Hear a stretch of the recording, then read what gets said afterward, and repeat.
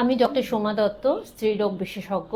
আজকে সোনোস্ক্যানের পক্ষ থেকে আমি আমাদের মহিলাদের স্বার্থে একটি অ্যাওয়ারনেস প্রোগ্রামের মাধ্যমে আপনাদের বোঝাতে চাইছি সার্ভাইকাল ক্যান্সার এই রোগটা কতখানি ক্ষতিকারক এবং এই রোগের যাতে না হয় তার জন্য কী কী করা আমাদের প্রয়োজনীয়। সার্ভাইকাল ক্যান্সার হচ্ছে জরায়ুর মুখের ক্যান্সার। জরায়ুর নিচের ভাগটাকে সার্ভিক্স বলা হয়, তার নিচের ক্যান্সারটাকে বলা হয় সার্ভাইকাল ক্যান্সার। ব্রেস্ট ক্যান্সারের পরে মহিলাদের মধ্যে সেকেন্ড কমনেস্ট ক্যান্সার হচ্ছে সার্ভাইকাল ক্যান্সার।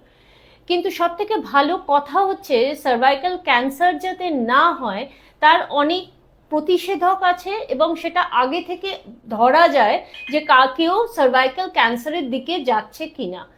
এবার তাহলে সার্ভাইকাল ক্যান্সার যাতে না হয় তার জন্য আমাদের হাতে তার মানে দুটো অস্ত্র আছে।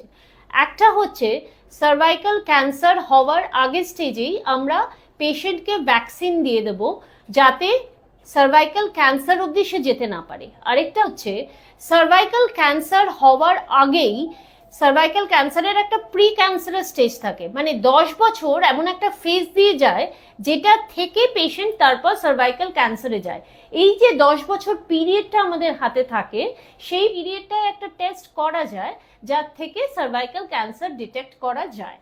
তাহলে প্রথমে আমি বলবো কিভাবে ডিটেক্ট করা যায় সার্ভাইকাল ক্যান্সারের আগের স্টেজ। সেটা হচ্ছে প্যাপ স্মিয়ার এবং হিউম্যান প্যাপিলোমা ভাইরাস, এই টেস্ট দুটো ডিটারমিন করার জন্য WHO ওয়ার্ল্ড হেলথ অর্গানাইজেশনের ক্রাইটেরিয়া অনুযায়ী অ্যাবাভ 30 বছরের উপরের মহিলাদের every 5 years pap smear plus human papilloma virus এই টেস্টটা করা উচিত। আর শুধু যদি প্যাপ স্মিয়ার করে তাহলে এভরি 3 ইয়ার্স 60 বছর বয়স অবধি প্রত্যেক মহিলার করার কথা।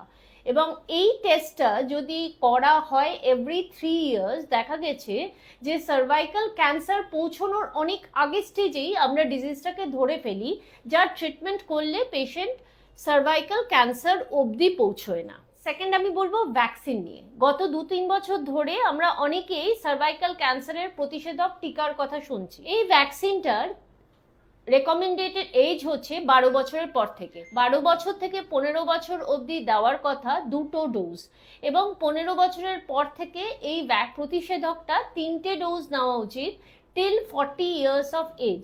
এই ভ্যাকসিনটা যদি নেওয়া যায় 12 থেকে 15 বছরের মধ্যে তাহলে 7% ক্ষেত্রে ক্যান্সার আর হয় না, কারণ ক্যান্সার যে ভাইরাসটা দিয়ে হয় এই ভ্যাকসিনটা তার এগেনস্টে, তার বিরুদ্ধে এই ভ্যাকসিনটা দেওয়া হচ্ছে।